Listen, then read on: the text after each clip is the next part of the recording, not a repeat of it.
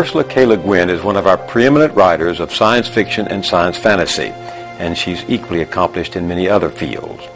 She's written 20 novels, 11 books for children, 9 books of poetry, 7 collections of short stories, and 2 collections of essays. She's won all the prestigious awards in science fiction, and she's won the National Book Award. She's living, writing, and teaching now in the San Francisco area. Thank you for being with us.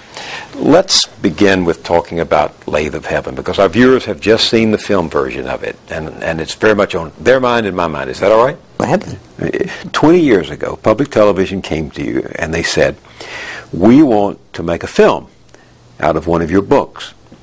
Which one? And you chose this one. Why this one? David Loxton came, this beautiful, tall Englishman, and said, we want to make a movie. I said, wonderful. Which book? And he said, The Lathe of Heaven. And I said, oh, that's impossible. You can never make a film out of that. And he said, why not? And I said, because nothing happens in it. Things sort of unhappen in it, you know. I don't think it's dramatic. And he said, yes, it is. We'll show you. Were you I guess he did. I was very skeptical. You were very skeptical? Yeah. I guess I was hoping maybe that they'd make The Left Hand of Darkness. But as he pointed out... Because it was much more visual. Yes, and also much, much, much more expensive. And we Welcome didn't to have very much. television. Yes. We had $250,000 to work with, and that was it. I remember now reading a chronicle you wrote of those days, particularly the days in Dallas when they were filming, and you seemed to be having a good time. I was having a ball. Because, of course, I didn't have to... I'd done all my work years before. I'd written the book, you know, so I was just watching the choreography of shooting a film. And shooting a film in what... They only had 2 or 3 weeks. It was a short period. So it was very choreographed, and they were working 10, 12, 14-hour days. And I didn't know how many people it takes to make a film and how the way they work together. It's beautiful. You say it was beautiful. How so? A whole lot of people really good at what they're doing. Specialists in the various things. The director and the stage manager and the actors. All the guys, those long lists of people in the credits, you know, watching them all knowing what they're doing, all doing it together. It really is beautiful. It is like a dance. You had written the book. Somebody else wrote the screenplay. What was the difference that struck you between the writing for the novel and the writing for the screenplay? Well, the novel is very wordy, and the screenplay has to be fairly unwordy, and to do it through imagery, visual imagery, above all. And learning to think that way was hard for me, because I'm very much a word person and an ear person. But writing for film is writing for the eye as well as for the ear. Primarily, I see it as writing for the eye. I mean, first, it's the eye thing, and what people say is really important. I mean, a good script makes all the difference, but it's secondary. Do you remember the impact of the original broadcast? Well, when they showed it in Portland, we were already, Portland, Oregon, where I live, we sat down in front of the television and we saw the first 2 minutes, and then there was a total power failure in my quarter of the city. So that was glorious but brief.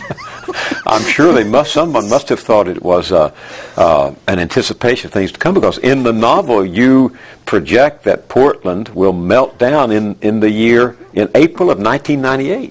I felt very responsible for that whole thing. What could I do? Well, you know, this was public television's first made-for-television film. I don't think I realized that at the time. It was. By the way, it's also the most requested film ever in the PBS archives. Well, that I know, because they all wrote me and said, where can we get the movie? And I said, right PBS. And yet, there was a stigma about science fiction in those days that caused the producers of the program to refer to The Lathe of Heaven as speculative fiction, not science fiction. Was that a difference without a distinction? Kind of. I mean, there's sci-fi, and there's science fiction, and there's spec-fic, there's speculative fiction. They all have the initials SF, and we all know what they're talking about. And it is, I think, one of the liveliest genres of fiction. Science fiction, one of its differences from fantasy, to me, is that it doesn't contradict science. But it goes on and invents just as freely as fantasy does otherwise. But fantasy doesn't really have to play by any of the rules of physics or the fantasy rules. Makes up its own rules. Mm-hmm. It's a much older genre and its roots are deeper. And of course there's an enormous element of fantasy in this book, in that for some reason George's dreams come true. That's fantasy. And he has a power he didn't want with consequences he didn't intend. Right. What was it about that story, do you think, that touched such a nerve when it was, both when it was read and then when it was visualized? What is there about the Lathe of Heaven that created that response at the time and continues to this day to create a profound and loyal following?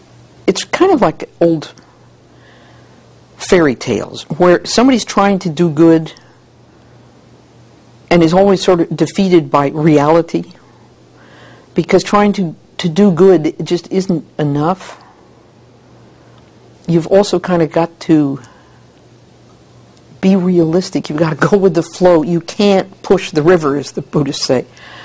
And poor Haber in the book is a do-gooder who's self-defeated. He isn't defeated by anybody evil. He's not evil. He means well all the way through the book. But he's doing it wrong. And I think people are kind of intrigued by that. Do you think they find in their own lives that the more good they want to do, sometimes the more harm they do? If they're kind of doing it in this very aggressive way of, we're going to make war on this and set it right and so on. Whereas George, who seems very passive, but George is sort of in tune with things. A go with the flow man. Go with the flow man. And of course, this is a Taoist book. The Taoism was pretty conscious. What do you mean by that? A lot of people say, what does she mean, a Taoist book? Well, just in the crudest sense, that Taoism says you do things by not doing things. And all attempt to do and to set things right and to make things happen eventually backfires. There are no bad guys in this book. That's one of the things that struck me. I'm not very good at bad guys. Why? I don't know. You don't see I'm just so sweet naturally. I don't know. I don't find villainy in itself very interesting. I find the attempt, the normal attempt to just do good and get through life much more interesting. There's a quote, in fact, in the book from a Chinese philosopher, quote, "To let understanding stop at what cannot be understood is a high attainment. Those who cannot do it will be destroyed on the Lathe of Heaven." By the way, it's a terrible mistranslation, apparently. I didn't know that at the time. There were no lathes in China at the time that was said. Joseph Needham wrote me and said, it's a lovely translation, but it's wrong. Darn it. Did you send the letter back and say, please, unopened? No, I said, thank you very much, Mr. Needham. I'm so pleased you read my book. But why did you choose the title, The Lathe of Heaven? I mean, explain that to us. Well, I love that quotation. And that's essentially what happens to poor Dr. Haber. He is destroyed on the Lathe of Heaven. He has taken on too much. He's what you could call a hubris. The sense I get from the Lathe of Heaven is that we, as you see things, we can't bear our dreams to come true because trying to change the cosmic order is just impossible. Is that a fair statement? Well, dreams coming true, of course, again, there's a sort of there's a good side to that and a bad side to that. I think when the aliens come in, I mean, there is a sort of third force in this novel. There's Haber representing progress and change, and there's Orr representing a kind of putting the brakes on that and just sort of, well, maybe let's just see what happens by itself sort of attitude, you know. And because things get going so very badly with Haber's ability to change everything very rapidly and very drastically, this somehow seems to attract these sea turtles from from Aldebaran, or is it? It's a long time since I wrote this book. I think they're from Aldebaran. And who are they? They seem to sort of float in and try to calm things down. And I mean, please don't ask me who they are or what they represent or what they mean, because I don't know. They just came into the book when I needed them. Well, I like the fact that, I mean, my favorite scene in the book is that after they've come here from wherever they came from, they end up selling hot dogs and antiques. I mean, that's true and total globalization. That creatures from outer space wind up being Americanized after they get here. The point is they're easily satisfied, you see. They don't want to change everything. Hey, hot dogs, great, let's sell hot dogs. They have this sort of easygoingness, which I think is something that we don't give enough credit to. Just going with the flow, Taking it a little bit easy, yeah. Do you just write the book and then let other people figure it out? Yeah. It's so satisfying. I do get asked to interpret myself, but I'm never sure that my interpretation is the right one. But you wrote the darn thing. And in this one, you see, where I keep pulling the rug out from under the reader, in a sense. I keep changing reality on him. I think it is part of the nature of the book that in fact there is no final interpretation or final meaning. The book is a kind of an exercise in just saying you can't quite ever grasp reality.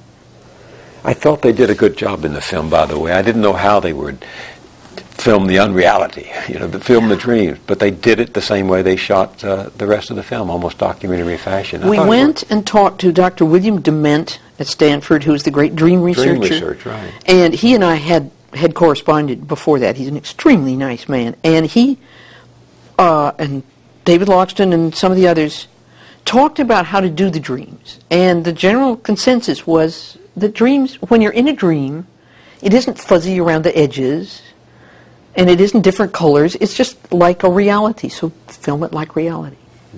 And he's right, that my own dreams, those that I can remember, are very sharp, very clear. Yeah, they're real while you're there.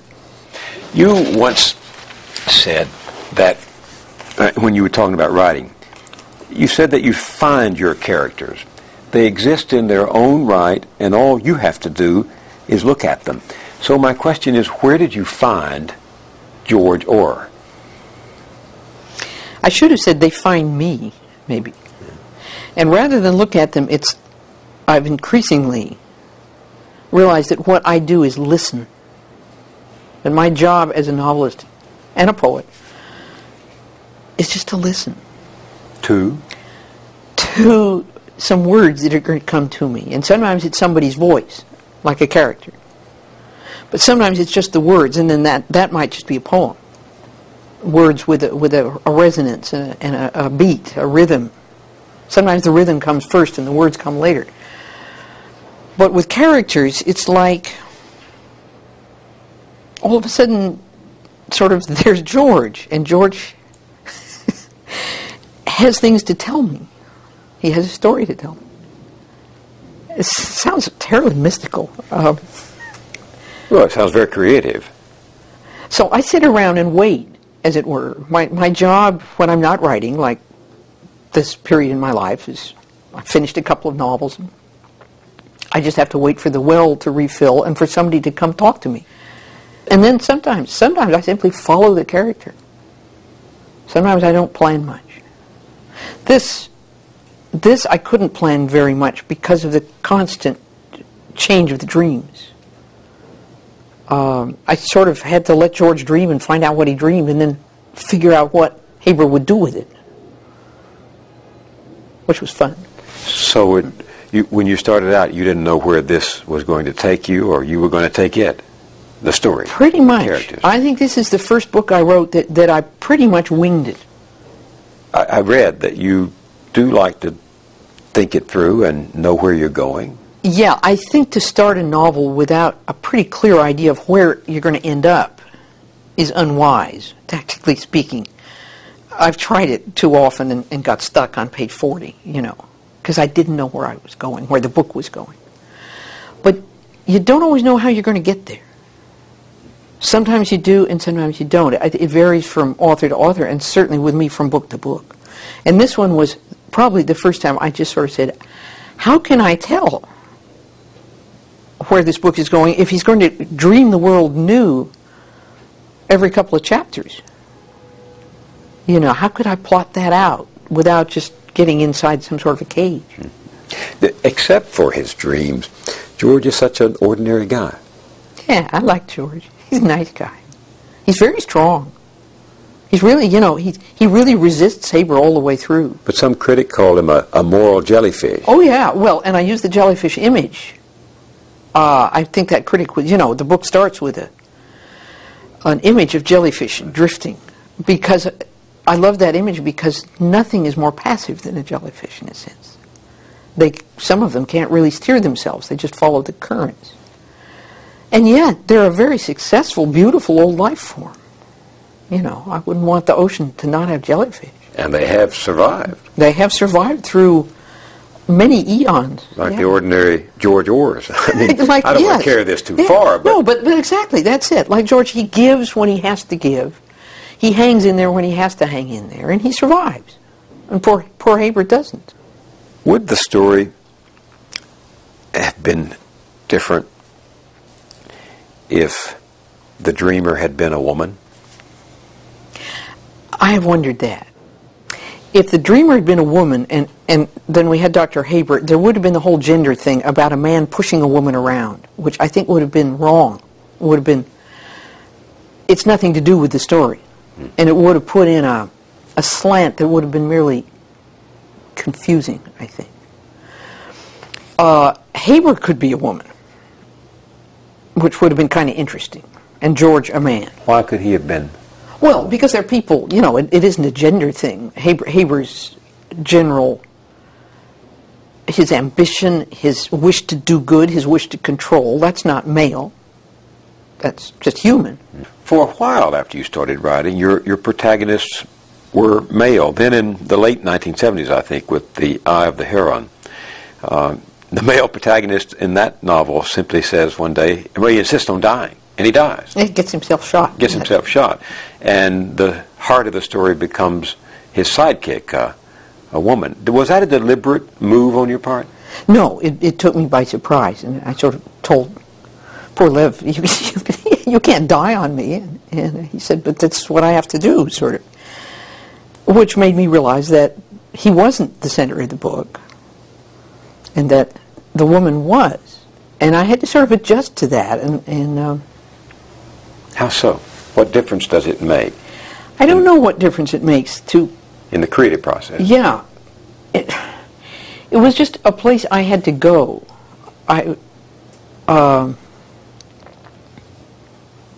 When I started writing, the easiest thing for a woman to do was, in a sense, to be an honorary man, to pretend she was a man, to put men at the center of the story, which does seem to be very important to men. Girls are used to pretending to be men or women protagonists.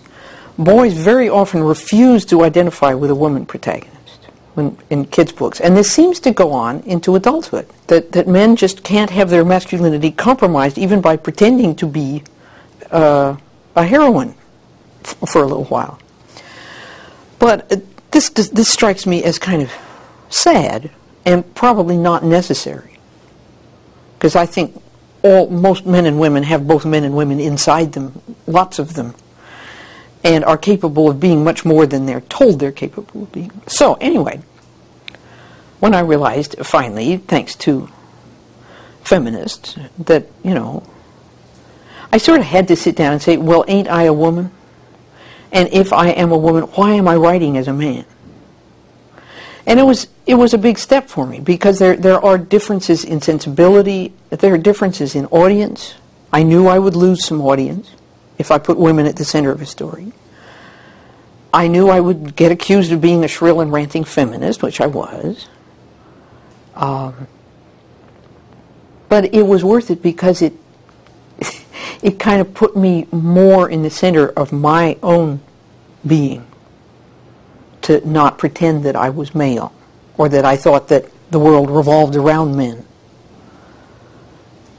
So I think it strengthened my writing a good deal.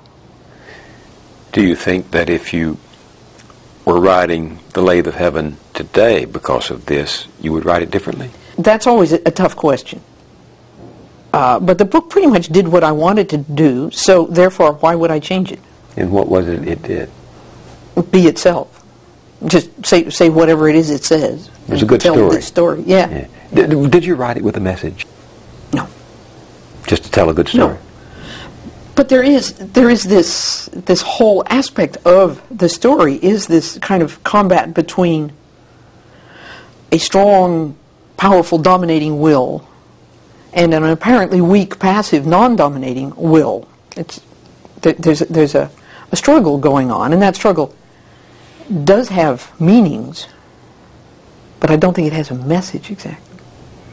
And people can take different meanings from it according to their... So. Yeah, because a novel is a very rich and complicated art form, which one shouldn't, I think, be able to reduce to a meaning or two.